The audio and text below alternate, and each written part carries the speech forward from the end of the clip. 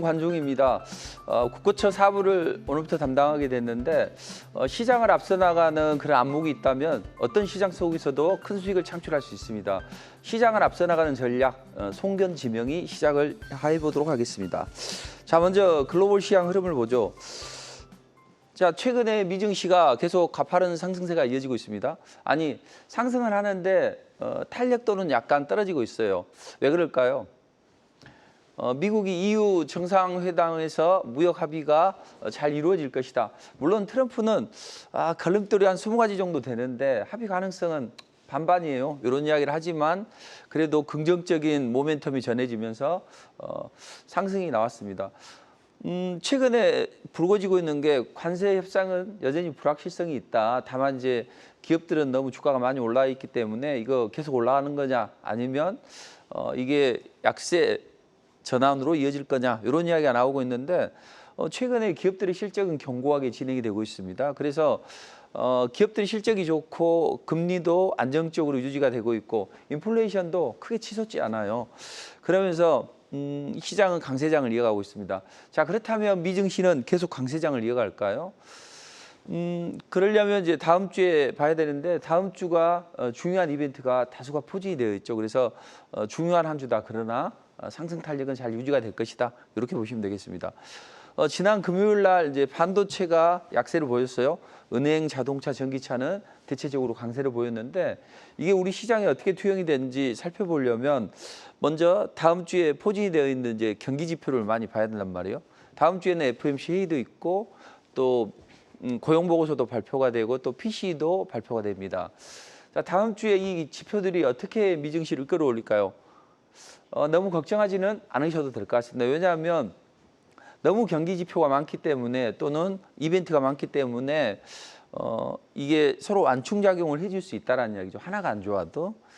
그래서 다음 주에는 우상향 기조가 계속 이어지는데 조심해야 될 것은 앞으로 한 1, 2주, 2, 3주 안에 21선 아래로 운봉이 툭 떨어지는 거. 이것만 조심하면 된다. 이렇게 보시면 됩니다.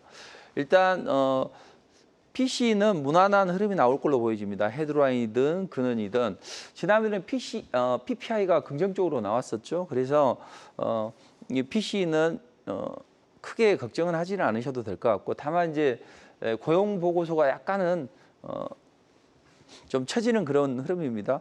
자, 비농업 부분 취업자 수는 14만 7천 명에서 11만 8천 명으로 약간 줄어들었고 실업률은 약간 늘어나고 해서 고용에 대한 우려감이 있는데 일단 고용에 대한 우려감이 있다면 오히려 이제 금리 인상을 자극할 수 있기 때문에 뭐 나쁘지는 않다 이렇게 보시면 될 것 같습니다. 자, 그래서 미증시는 대체적으로 우상향 기조를 이어가면서 안 좋은 게 나온다 하더라도 다른 게 완충작용을 해줄 수 있다 이렇게 보시면 될 것 같습니다. 자, 그렇다면 FOMC 회의 가장 큰 빅 이벤트인데 이건 어떻게 전개될까요? 자, 트럼프가 연준을 방문했는데 연준에서는 금리 인하 기조가 약간은 좀 커지고 있죠. 그래서 이번 FOMC 회의에서는 일단은 금리는 동결이 될 걸로 보여집니다. 다만 이제 어떤 멘트에 의해서 9월 달에 금리 인하가 진행이 될 것이다. 이런 이제 시그널이 나온다면 시장은 또 환호를 하겠죠. 그럼 파월은 어떻게 될까요? 지금 트럼프가 연준을 전격적으로 방문했죠. 한 20년 만에. 그래서 많이 좀 짜증이 나 있는 그런 얼굴입니다. 트럼프는 원론적인 발언을 하겠죠. 관세로 인한 인플레이션 압박은 제한적이다. 노동시장이나 물가를 본 후에 우리가 지표를 보고 신중히 결정하겠다. 이런 이제 톤을 유지를 하겠죠. 자, 점도표는 어떨까요? 점도표는 조금 금리 인하 기대감이 반영이 될 걸로 보여집니다. 지금 지난번에 그 분기마다 이제 경제나 환율 전망 보고서 SEP를 이제 발간하는데 여기에 보면 중간값이 연내 금리가 한 2번 정도 인하할 것이다. 이랬는데 일부 위원들이 금리 인하 전망을 좀 내놓고 있어요. 그래서 조금 더 금리 인하 전망이 좀 강해질 수 있다. 그럼 그 사람들이 누구냐 이거죠. 크리스토퍼 월러나 미셸 보우만인데 원래 이제 크리스토퍼 월러는 강성이에요. 매파인데 트럼프 정부가 들어설 때는 상당히 좀 비둘기파로 좀 전향을 했고 미셸 보우만도 마찬가지입니다. 그래서 지금은 연준 수장과 또는 이 연준 이사나 부의장이 약간 대립하는 그런 양상이 전개되고 있는데 일단 금리 인하는 조금 더 거세질 수 있다. 뭐 이렇게 생각을 하시면 대체적으로 맞을 것 같습니다. 자, 그렇다면 이게 이제 나스닥 일봉 차트인데 어떻게 전개될까요? 일단 그 파란 굵은 선 있죠. 요게 21선입니다. 보통 이제 생명선이라고 표현하게 되는데 이 21선이 잘 유지가 된다면 걱정하지 않으셔도 돼요. 그래서 빠져도 바로 빠지지는 않을 것이다. 그리고 우리가 조심해야 될 것은 이제 20선이 가까워져서 20선을 이렇게 한번 터치를 하고 그 다음에 다시 빠진다게 되면 그때는 이제 우리가 조심해야 되겠죠. 그래서 지금은 음봉이 하나 툭 떨어져도 괜찮은데 이 음봉이 연속성을 띠면 안 된다. 이런 식으로 생각을 하시면 될 것 같고 이게 한 1주에서 좀 많게는 좀 3주까지 연장은 될 걸로 보여집니다. 자, 그렇다면 이런 미국 시장의 움직임이 우리 시장에 어떻게 투영이 될까요? 제가 이 방송하기 전에 이제 시간대를 개척하는데 선봉장이 됐단 말이에요. 제가 6시부터 방송을 했습니다. 그래서 새벽밥 먹고 이제 일어나서 방송을 했는데 최근에 1, 2주 사이에 제가 무더운 여름이다. 우리는 무엇을 해야 되느냐? 반바지를 사야 된다. 이런 이야기를 했었죠. 같이 그 MBA에서 공부하는 여행사하는 친구가 형님 반바지요. 뭐 이런 이야기를 하던데 이렇게 또 그 직관적으로 알 수 있게 제가 이제 반바지를 이야기를 한 겁니다. 반도체, 바이오 2차 전지. 근데 대형주는 안 된다. SK 하이닉스가 최근에 골드만삭스 리포트 때문에 안 좋죠. 반도체는 오히려 이제 스몰캡들이 치고 올라갈 수 있고 바이오 관련주들은 대형주들이 올라갈 수 있다. 그 틈바구니를 비집고 2차 전지가 강해지는 그런 현상이 발생하는데 다음 주에도 이런 움직임이 진행이 될 걸로 보입니다. 왜냐하면 일단 미 반도체 관련주가 그렇게 강하지는 않았단 말이에요. 그리고 테슬라도 반등이 나왔고 물론 자율주행 모멘텀으로 올라가긴 했습니다만 일단 이런 움직임 그리고 이제 만약에 반도체가 안 좋게 되면 자동차나 금융주들이 지수를 방어해 준단 말이에요. 근데 마침 골드만삭스나 이런 은행주들이 강세를 보였고 또 그 자동차 관련주들도 소폭 강세를 보였기 때문에 다음 주에는 반도체는 눈치 보기 하다가 약간 투심이 악화되는 그런 흐름이 나오면서 자동차나 금융주가 지수를 방어해주는 이런 움직임이 나오겠죠. 그리고 2차 전지가 올라가면 또 상대성으로 바이오가 약간 약해진단 말이에요. 근데 바이오는 이제 알테오젠이 신고가를 경신하면서 약간 눌러주는 이런 움직임이 나왔기 때문에 다음 주 주초에는 엎치락뒤치락 하지만 주 후반으로 갈수록 바이오가 시장을 좀 장악하는 이런 구조로 갈 걸로 보여집니다. 그리고 이제 테마주들인데 제가 최근에 이제 그 한 2, 3주 내에 6시 방송할 때 주로 이제 뭐 처음에는 화장품을 보라 또 지난번에는 반바지를 보라 그러면서 이제 지난주에는 그 스테이블 코인 관련주 그리고 알래스카 LNG 관련주들을 말씀드렸는데 그 종목들이 강하게 치고 올라갔습니다. 그래서 저는 누누이 투자자분들에게 말씀드리고 싶은 게 뭐냐면 반드시 기억해야 될 건 시장을 앞서 나가는 전략으로 가져가자. 시장을 쫓아가면 요즘 같은 장에는 좀 어렵습니다. 하루 천하나 3일 천하로 끝나기 때문에 투자자들이 쫓아가면 물리는 거죠. 그래서 아이러니하게도 시장이 좋은 것 같은데 지수는 올라가고 몇 종목은 치고 올라가는데 상당히 수익 내기가 까다로운 그런 장이 진행이 되고 있다. 이렇게 이제 보시면 되겠습니다. 자, 그렇다면 다음 주 키맨은 무엇이 될까요? SK 하이닉스가 될 걸로 보여집니다. 자, 요 음봉 떨어진 날 목요일 날 실적 발표를 했는데 분기 실적으로 보면 사상 최대 실적을 구가했단 말이에요. 근데 주가는 밀렸어요. 보통은 이제 골드만삭스나 이런 대형 IB들이 안 좋은 리포트를 내게 되면 최소한 3개월 이상은 조정을 받아요. 근데 이번에도 그럴까요? 일단 3개월까지는 아닐 것 같고 최소한 한 달은 약세의 기조로 이어갈 걸로 보여집니다. 사실은 이 금요일 날 치고 올라간 김에 한 28만 원을 돌파해야 되는데 그게 안 됐기 때문에 약간 좀 눌러주는 움직임이 나왔습니다. 그래서 이런 움직임이 나오면서 우리는 약한 모습을 보여줬는데 일단 이제 다음 주에도 요 26만 원대 아래로 떨어지게 되면 26만 원대 아래로 떨어지게 되면 아마도 약간 좀 약세의 기조를 이어갈 수 있다. 이렇게 보시면 되겠습니다. 그래서 대략적으로 미증시 흐름과 이제 국내 증시 큰 흐름을 살펴봤는데 일단 다음 주에는 이런 자잘한 변화가 있겠지만 그래도 양호한 모습을 보일 걸로 예상이 되고 자 본격적으로 유망 섹터 특히 이제 관세 협상이나 이런 것들에 대해서 이야기를 하기 전에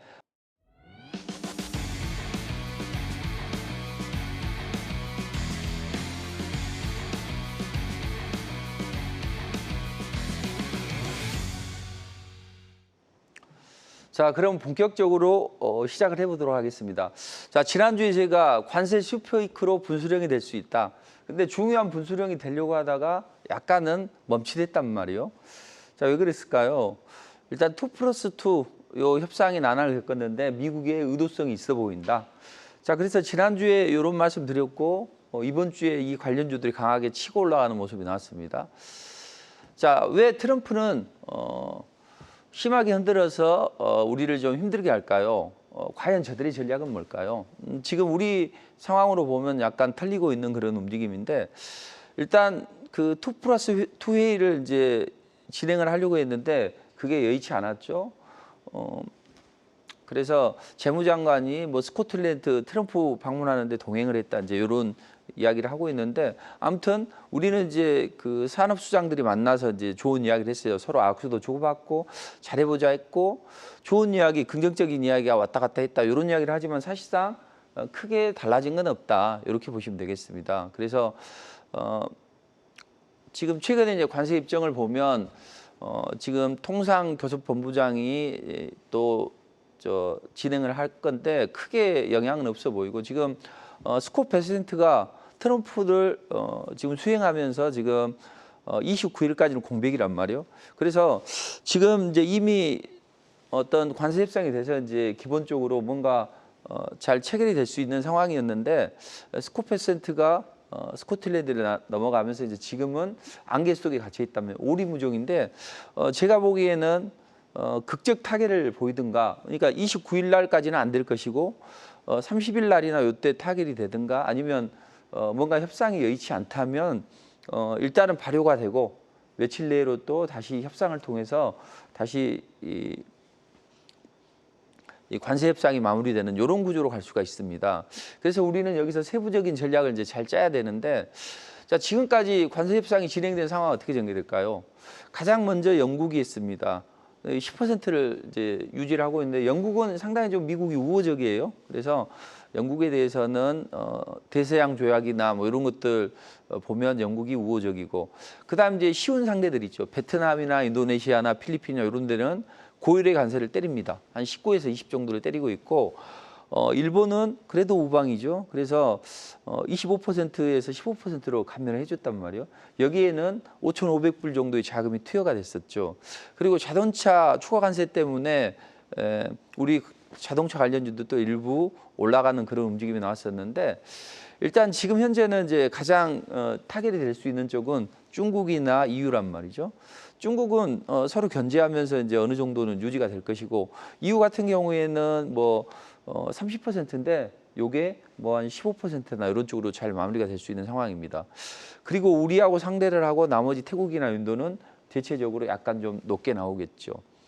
자, 근데 트럼프가 원래 이제 일본에게 요구하는 것은 이거죠. 좋아, 시장 개방해라. 대신 대비 투자액을 4천억 달러인데 요걸 늘려서 5,500억 달러 정도로 해라 해서 트럼프가 저기서 수기로 이제 변경을 했단 말이에요. 요점은 뭐냐? 결국 트럼프가 쉐이크타운 전략으로 전향을 하는 이유는 일단 돈을 많이 내라 이런 거죠. 그래서 공공연하게 이야기를 합니다. 돈 내라. 그럼 관세 낮춰주겠다. 우리로서는 황당하죠. 그래서 우리 정부에서는 한 1,000억 달러 정도를 생각을 했었는데 일본이 딱 4천억. 여기서 또 트럼프가 조정을 해서 5,500. 이건 아마도 협상용이 아닌가 싶어요. 그래서 우리에게는 한국이 보면 일본하고 협상하는 거 보면 욕 나올 수 있다. 그러나 성실하게 임해달라. 이제 이런 이야기를죠. 그럼 이 돈을 가지고 트럼프는 뭘 할까요? 이걸 시드머니라고 표현을 했어요. 그래서 제조업을 재건하는 데 쓰이고 또 이런 부분을 가지고 어떤 경제뿐만 아니라 정치적인 쪽으로도 활용을 하고 있다. 왜냐하면 이제 지지층을 직결하기 위한 그런 작업도 펼쳐지고 있다. 이렇게 보시면 되겠습니다. 자, 그렇다면 이 트럼프의 전략 과연 통할까요, 안 통할까요? 지금은 이제 숨고르기가 진행이 되고 있습니다. 24일 예정이 됐던 2+2 장관급 회의가 무산이 됐고 우리는 이제 여러 가지 협상을 하는데 크게 달라질 건 없단 말이에요. 근데 아마 7월 30일이나 이럴 때 이제 될 수 있겠고 우리 정부는 어떻게든 그 전에 타결을 봐야 되겠죠. 왜냐하면 새로운 정부가 들어섰는데 이게 또 타결이 안 되면 상당히 좀 국민들의 또 시각은 안 좋아질 수 있고 또 미국도 마찬가지일 겁니다. 다 하는데 한국만 안 한다. 요거는 아니죠. 가장 큰 우방인데 그래서 극적 타결이 될 개연성이 높다. 가까워지면서 아니면 정말로 안 된다면 8월 1일을 일단은 넘겼다가 다시 타결이 되는 이런 이제 플랜 B까지도 우리가 생각을 해볼 수 있는데 대체적으로 한 15에서 20 사이, 한 15 좀 넘어갈 수는 있겠어요. 한 1, 2%는. 그렇지만 대체적으로 그 부근에서 형성이 될 것 같고 일단 비관세 장벽, 농산물이나 디지털 시장이나 자동차 관련 규제는 좀 완화해달라. 이런 식으로 이제 협상을 하고 있습니다. 자, 그런데 미국이 저렇게 대놓고 돈 내놔라. 그리고 시장 개방하라. 그런 이야기를 하고 있는데 미국의 숨겨진 의도는 뭘까요? 일단 정치 경제를 연계하는 그런 전략인 걸로 보여집니다. 일단 기본적으로 무역 적자는 해소를 하겠죠. 다 이 국가들이 무역 수지가 흑자인 기업들이죠. 당국에서 보면. 자, 그런데 지금 트럼프의 지지 기반, 뭐 러스트 벨트나 이런 쪽은 상당히 좋지 않죠. 그래서 제조업을 부흥하고 또 일자리를 많이 창출할 수 있게 미국 내 투자를 늘려라. 요거죠. 그래서 미국도 이쪽에 이제 많이 투자를 하게 되는데 이런 부분. 그리고 뭐 구글 지도 반출이나 망 사용료 폐지나 이런 이제 플랫 디지털 시장을 개방하는 이런 것이고 또 소고기 원령 제한이나 쌀이나 과일 금역 완화하고 미국에 우호적으로 시장을 개방해라. 이제 주로 이런 전략이 숨겨 있습니다. 자, 그렇다면 이게 통할까요?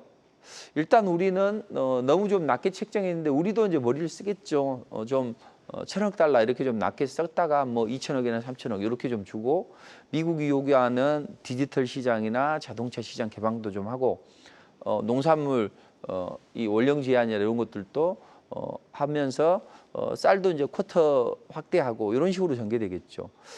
그 중에서 이제 시장에서 가장 어떤 게 가장 강하게 영향을 미칠 수 있냐 이렇게 보면 이제 LNG 관련주들인데 알래스카 LNG 프로젝트에 참여해라. 야, 지금 호주도 일본도 유사한 조건으로 수용을 하고 있는데 왜 너희만 그러냐 이렇게 이제 이야기를 하겠죠. 그래서 이런 부분이 시장에는 크게 작용을 할 수 있다. 그렇다면 우리는 이제 기본적으로는 한 29일 정도가 넘어가고 한 30일부터나 극적 타결이 될 개연성이 높은데 그 전에 타결이 되면 땡큐 하면 되는 거고 그때 타결이 될 수 있는데 만약에 데드라인을 넘어서게 되면 어떻게 될까요? 그때는 약간 단기적으로는 긴장을 해야죠. 그렇지만 저는 크게 긴장을 하지는 않을 걸로 보여집니다. 왜냐하면 만약에 그 풍선 효과라는 게 있잖아요. 반도체가 안 좋으면 자동차나 금융주가 방어를 해줄 거고 코스피가 이제 관세 리스크에 노출이 되게 되면 방어주가 올라가거나 아니면 자금이 이제 코스닥으로 몰려서 바이오가 올라가겠죠. 아무튼 이런 상관관계는 잠시 후에 말씀드리도록 하고 시간이 없다. 그러나 타결은 될 개연성이 높기 때문에 우리는 일단 시장의 이제 흐름 따라서 유연하게 대응하면 크게 무리는 없어 보입니다. 자, 그럼 이제 타결하면 수혜주와 피해주가 있을 텐데 먼저 타결이 될 때를 상정을 해보자고요. 어떤 게 가장 좋을까요? 일단 기본적으로는 대형주를 살펴보면 자동차가 좋겠죠. 왜? 반도체가 투심에 약간 위축이 되어 있잖아요. SK 하이닉스 그동안 잘 질주했는데 약간 탄력이 둔화됐고 사상 최대 실적에도 좋지 않고 그동안 삼성은 이제 SK 하이닉스하고 시속 게임을 벌였단 말이에요.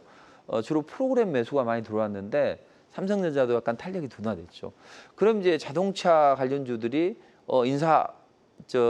관세 인하 되겠네. 그럼 수출 경쟁력이 좋아지겠구나. 그리고 미국에서도 관련주들이 올라갔죠. 좋아요. 근데 이제 반도체는 어떨까요? 반도체는 대형주들이 안 움직이니까 SK 하이닉스가 HBM의 어떤 시장 장악력이 떨어질 수 있다. 내년에는 요것 때문에 하향 조정 있잖아요. 투자 의견을.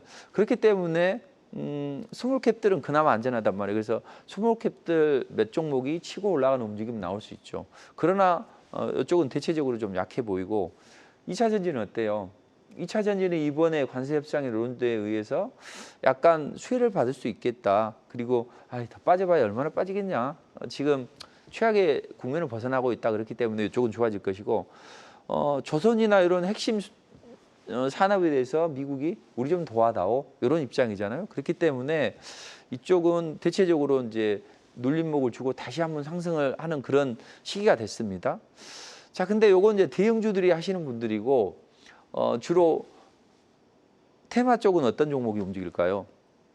일단 소고기 규제 완화, 원령 제한 확대 요건 일단 미트박스라는 종목인데 약간 좀 한두 종목이에요. 그리고 이게 등락이 좀 있습니다. 바닥에서부터 저는 제시를 해드렸는데 TV를 통해서 또 리포트를 통해서 근데 지금은 단기적인 관점으로 접근해야 되는 게 맞고 그리고 단기적 관점으로 접근한다 하더라도 이 LNG 관련주들, 요 관련주들은 상당히 좋은 움직임이 나올 수 있다. 이렇게 보시면 되겠습니다. 만약에 실패하면 어떨까요? 그래서는 안 되겠지만 우리는 리스크를 해지하는 차원에서 플랜 B를 생각할 수밖에 없죠.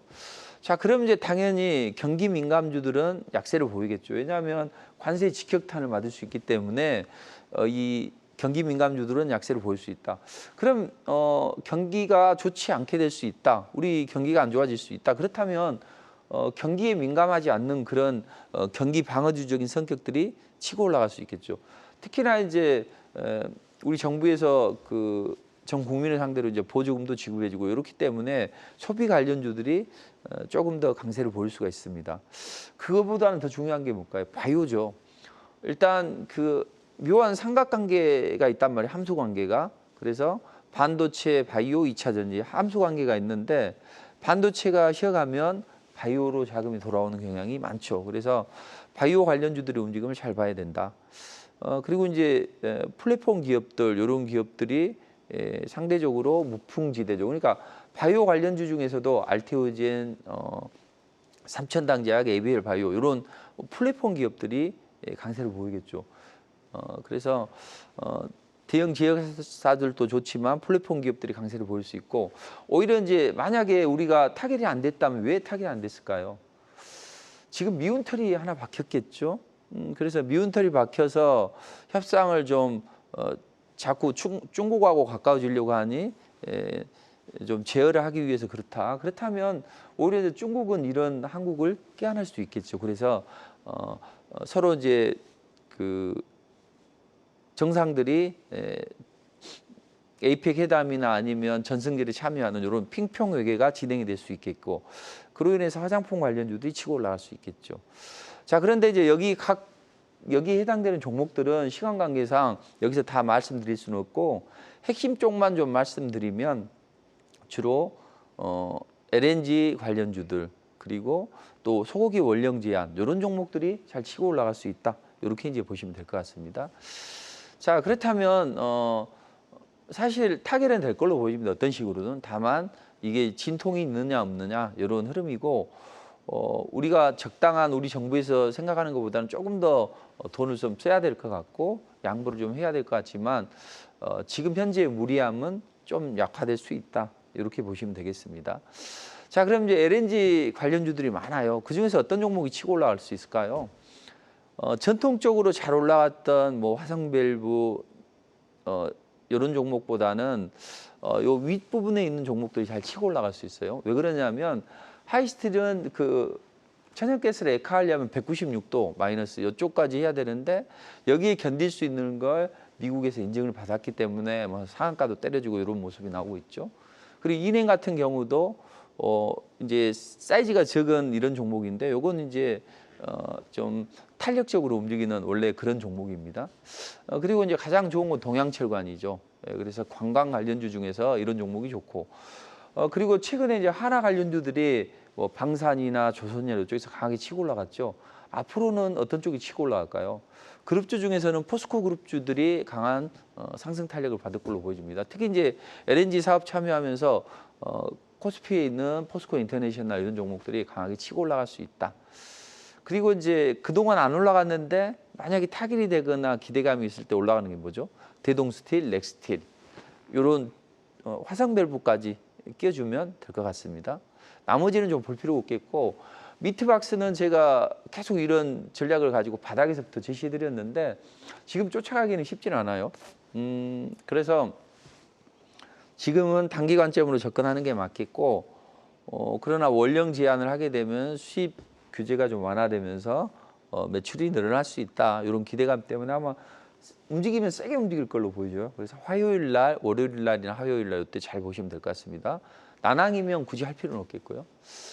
자, 지난주에 제가 지난 지난주 그 아침 방송 시간에 6시에 이제 가상화폐 3법을 왜 트럼프가 밀어붙였냐면 파이팅 하면서 이런 강도 높게 밀어붙였는데 요게 이제 국채 수요를 창출하기 위한 것이라고 말씀드렸죠. 과거에는 중국이 가장 많이 있었는데 밀려나고 또 일본도 많이 좀 줄이는 그런 입장이다. 그래서 국채 수요를 창출하게 되고 만약에 국채 수요가 좋지 않게 되면 이자를 많이 물어야 되잖아요. 그래서 정부의 재정 적자가 더 강화될 수 있겠고 또 최근에 이제 중국이 어떤 패권 전쟁이 있어서 위안화의 가치를 좀 많이 높이려고 합니다. 그래서 뭐 디지털 위안화나 이런 것들을 하고 있는데 그런 부분을 제어하기 위해서 스테이블 코인의 빅피처를 그려가고 있다. 스테이블 코인이 뭐냐 이거죠. 스테이블 코인은 스테이블 코인이라고 쓰고 디지털 달러라 읽는다. 이렇게 이제 표현을 했는데 먼저 스테이블 코인이 뭔지부터 짚고 넘어가 보죠. 쉽게 말해서 일달달이 지폐다. 디지털로 되어 있는 이렇게 생각을 하시면 되겠습니다. 비트코인이나 이더리움 같은 화폐는 가격이 너무 천차만별이죠. 저는 그 요즘 젊은 분들이 이제 요 비트코인이나 이런 걸 많이 하던데 이 암호화폐는 사실은 이제 많이 올라 있단 말이에요. 물론 단기로 많이 빠지면 저점 매수, 올라가면 좀 차익 실현. 요게 좋지만 어떤 투자의 방향성도 모르고 사실은 이게 제도권 내에 들어와 가지고 어떤 누구나 다 이 차트나 이런 걸로 인해서 읽어낼 수 있다면 훨씬 더 쉬워지는데 아직은 그런 상황이 아니기 때문에 좀 이쪽은 좀 접근하지 않는 게 좋습니다. 아무튼 왜냐하면 가격이 너무 롤러코스터처럼 급변하기 때문이죠. 그렇지만 스테이블 코인은 가치가 일정하게 유지가 될 수 있도록 설계된 거란 말이에요. 예를 들어서 테더나 서클 같은 스테이블 코인은 1코인에 1달러 이렇게 이제 유지하려고 하잖아요. 그러니까 비트코인이나 이런 것은 어떻게 보면 쉽게 주식시장하고 좀 비슷하다. 그리고 스테이블 코인은 안정적으로 달러 지폐를 디지털 지갑에 넣어놓는 이런 흐름이다 생각하신다면 안정적이고 미국이 그 국채 수요가 줄어드는데 재정 적자를 좀 줄이려고 하고 또 달러 패권을 유지하기 위한 그런 빅피처에서 움직이는구나. 그럼 어떻게 될까요? 이 산업이 상당히 좀 커지겠죠. 그래서 글로벌 흐름을 보면 이제 올해 전 세계에서 이제 이 스테이블 코인 도입을 준비를 하고 있습니다. 그래서 유럽이나 일본이나 이런 데에서도 여러 가지 이제 실험을 하고 있고 민간의 민간 스테이블 코인 허용을 지금 하는 기조로 이어가고 있는데 중앙은행이 CBDC의 전쟁터가 될 수 있다. 스테이블 코인이 이런 이야기를 했었죠. 자, 그래서 스테이블 코인은 CBDC의 파트너가 될 수 있다. 자, 그렇다면 우리는 이 판이 커질 수 있기 때문에 이 판을 좀 심도 높게 살펴봐야 된다.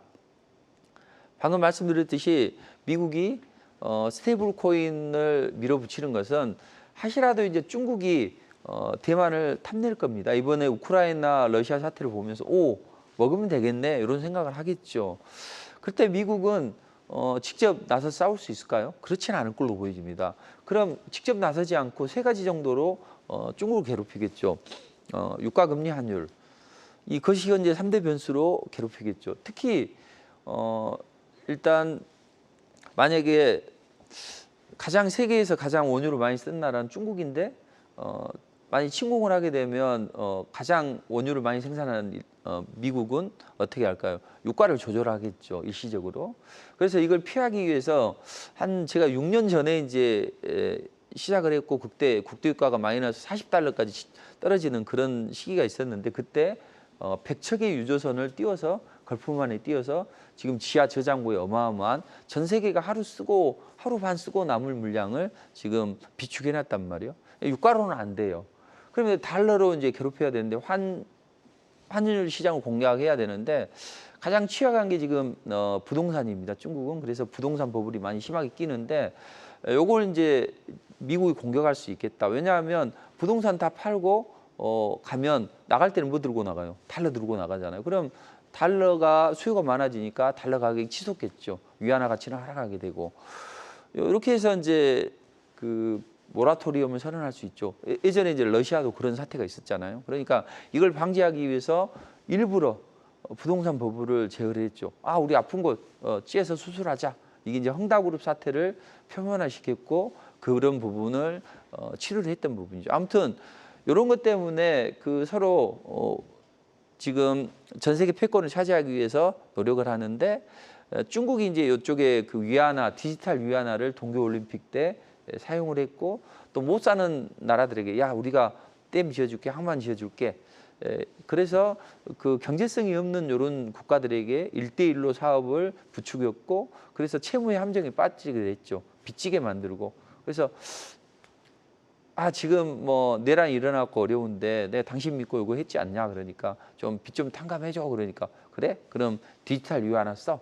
이렇게 하면서 과거보다는 어떤 위안화의 사용 빈도가 많이 늘어나게 되고 요걸 미국은 제어하기도 하려고 지금 하는 그런 분위기가 나오고 있습니다. 아무튼 이런 흐름 때문에 이 판이 커질 수 있습니다. 자, 그렇다면 지금 한국은 뭐 하고 있을까요? 이미 작년에 모의 실험을 마쳤습니다. 그리고 스테이블 코인 규제를 완화할 수 있는 것을 지금 금융위에서 검토를 하고 있고 한컴위드나 카카오페이나 쿠콘 이런 데에서는 스테이블 코인을 적용을 해서 테스트를 시작하고 있죠. 문제는 뭘까요? 속도죠. 미국은 지금 거의 뛰고 이제 날아가기 일보 직전인데 우리는 이제 달리려고 이제 스포트를 하고 있는 그런 분위기죠. 그래서 속도의 차이가 있다. 그렇다면 우리 정부는 과거에 그 AI 플랫폼을 제대로 구축하지 못해서 천하의 삼성도 지금 고배를 마시고 있지 않냐. 우리가 이쪽에 속도를 좀 내보자. 그런 흐름이 나올 것이고 여러 가지 이제 우리 정부나 또 각 기업들도 뒤처지지 않기 위해서 여러 가지 노력을 하겠죠. 그것 때문에 주 후반에 강도 높게 치고 올라갔죠. 그래서 시장은 항상 이런 식으로 시장을 앞서 나가는 전략이 필요하다. 이렇게 보시면 되겠습니다. 자, 미국에서도 디지털 3법이 통과가 됐고 또 서클이나 비자나 마스터카드 이런 쪽에서도 스테이블 연동이 되는 그런 서비스를 출시하고 페이팔도 마찬가지고 이런 게 이제 국내에서도 관련주에 불을 지폈죠. 그래서 지난 금요일 날 강하게 치고 올라갔는데 다음 주는 어떨까요? 다음 주에는 숨고르기가 나오고 그 다음에 강하게 치고 올라가는 움직임이 나오겠죠. 그래서 우리는 관련주를 이제 잘 분석을 해봐야 되는데 많아요. 어떤 종목이 가장 좋을까요? 저는 이제 여기서 많은 종목들을 제시해 드렸었는데 한국정보인지나 LG, CNS 이런 종목을 TV에서도 또 저도 리포트를 통해서 해드렸는데 이 종목들은 탄력이 많이 둔화됐단 말이에요. 그러니까 오른쪽 편에 있는 종목들은 낙폭과대인 반발 매수는 유입이 될 수 있다. 그러나 당장은 안 움직인다. 그리고 시차를 두면서 움직일 가능성이 높다. 그럼 어떤 종목이 좋냐? 지금 이제 미톤이 가장 좋죠.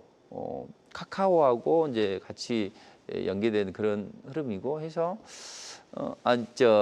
그 플랫폼을 개발하고 그래서 이게 가장 좋고 그 다음에 좋은 게 이제 더즌이 움직이니까 나머지 종목들이 움직였단 말이에요. 그래서 더즌 이런 종목들은 이제 각 기업들이 하는 것은 좀 여기 대강 보시면 될 것 같아요. 시간이 없기 때문에. 그리고 이제 헥터 파이낸셜이나 뱅크웨브 글로벌, NHN, KCP 이런 종목들이 좀 치고 올라가고 그다음에 형지 INC가 형지그룹에서도 쪽에 커머스 결제 시스템을 도입하면서 좀 치고 올라가는 움직임이 나왔었죠. 그다음 한컴위드가 짱대 양봉 하나 만들었는데 약간 탄력이 하루 이틀 둔화되고 그 다음에 움직이겠죠. 다날, 핑거 이런 종목들은 좀 많이 올라 있기 때문에 더 종목들이 올라가면 연동이 좀 되니까 가볍게 보시고 그래서 핵심은 요 위에 있는 몇 종목이 중요하다 이렇게 보시면 되겠습니다. 자, 그렇다면 이 글로벌 패권 전쟁, 금융 패권 전쟁 틈바구니 속에서 스테이블 코인 관련주들이 추가적인 상승이 가능하다. 그렇다면 우리는 그 관련주를 저점에서 잡아가는데 계속 이제 저점에서 요걸 말씀드리긴 했지만 그래도 또 중간에도 올라가기 때문에 그런 종목을 또 중간에라도 매수하는 전략이 좋다. 자, 그러면 상당히 까다로운 장인데 이런 장에서 폭발적인 수익을 낼 수 있을까요? 저는 단연코 있다고 보여집니다. 그래서 그걸 저는 이제 실증을 해줘. 보통은 이제 투자자들이 돈은 좀 벌기가 어렵다 이런 게 정설이란 말이에요. 그럼에도 불구하고 이런 종목들이 강하게 치고 올라가는 종목이 있기 때문에 저는 실전 매매에서 투자자들이 큰 수익을 창출하는 것을 익히 봐왔고 그런 전략을 국고처나 이런 등들을 통해서 많이 드렸는데 투자자는 욕심이 많단 말이에요. 그러니까 매일 먹어야 돼요. 근데 또 더 욕심이 많아요. 그래서 강력한 랠리가 나오는 종목을 치고 매수를 해야 된다. 그래서 주도주나 성장주는 크게 베팅을 하고 그다음 이슈와 재료를 먹은 종목은 가볍게 대응하면 되는데 사실은 저는 이제 그 시장에서 자유로운 바이오 관련주들을 좀 많이 했단 말이에요. 그래서 일단 가장 좋은 게 이제 알테오젠인데 알테오젠은 4만 원대 제시해드렸어요. 계산해 보시면 50만 원을 넘어갔기 때문에 뭐 거의 1000% 이상을 지금 올라가는 그런 흐름이 나오는데 저는 항상 말하죠. 제가 이제 저희 어록이라고 하는데 눈 감고 홀딩 단 한 주도 팔면 안 된다. 왜냐하면 투자자들은 조금만 올라가면 판단 말이에요. 그래서 눈 감고 홀딩 앞으로도 플랫폼 관련 모멘텀이 있죠. SC 제형에 대한 무역부의 미국 무역부에 여기에 특허 허가를 받았고 코스피 이전 상장에 대한 기대감도 있고.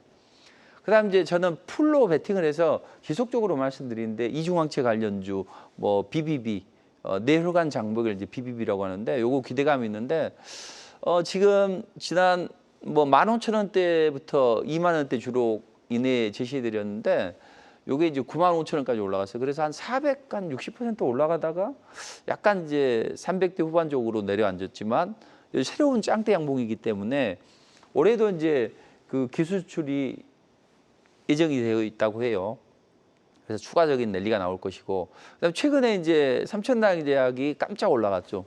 얘는 이제 분기 탱크는 인자가 저 크다고 하는데 얘는 상한가 치고 연속 랠리가 나왔는데 한 지난번에 265 가갔다가 이제 약간 눌러줬는데 최근에 이제 경구용 치료제가 또 8월달에 또 9월달에 한국에 입성하죠. 그래서 그런 모멘텀으로 인해서 강하게 치고 올라가는 그런 움직임이 나오죠. 그래서 이런 종목들을 공략하는 게 좋고 그 다음에 이런 걸 이제 저는 주로 세 종목 그리고 한 종목 정도 앞으로 더 올라갈 수 있는 그런 종목들을 해드리는데 그렇게 하고 있습니다. 그리고 우리가 많이 물려 있거나 또 투자금이 쪼그라들었을 때 그때 어떤 전략이 좋냐? 하루에 5%만 내보자. 한 달이면 더블 시세가 나온다. 그래서 한 두 달은 투자 원금을 그대로 재투자해서 한 매달 한 4천만 원 정도 예를 들면 가지고 5%만 내도 4천만 원이라는 거죠.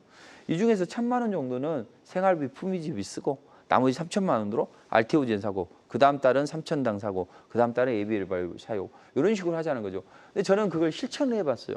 그랬더니 개인 투자자분들이 큰 수익이 나더라. 그래서 이제 매일매일 먹고 싶은 개인 투자들의 욕망을 또 만족시켜야 되겠죠. 그래서 이게 이제 제가 6년, 7년째 쓰고 있는 리포트인데 이 중에서 핵심은 50주죠. 그래가지고 이게 이제 올라가는데 이번 주에는 하이스트리 움직일 것 같아요. 제가 지난주에 방송에서 말씀드렸잖아요. 그래서 무료 공개 방송에 오면 콕콕 찍어드렸어요.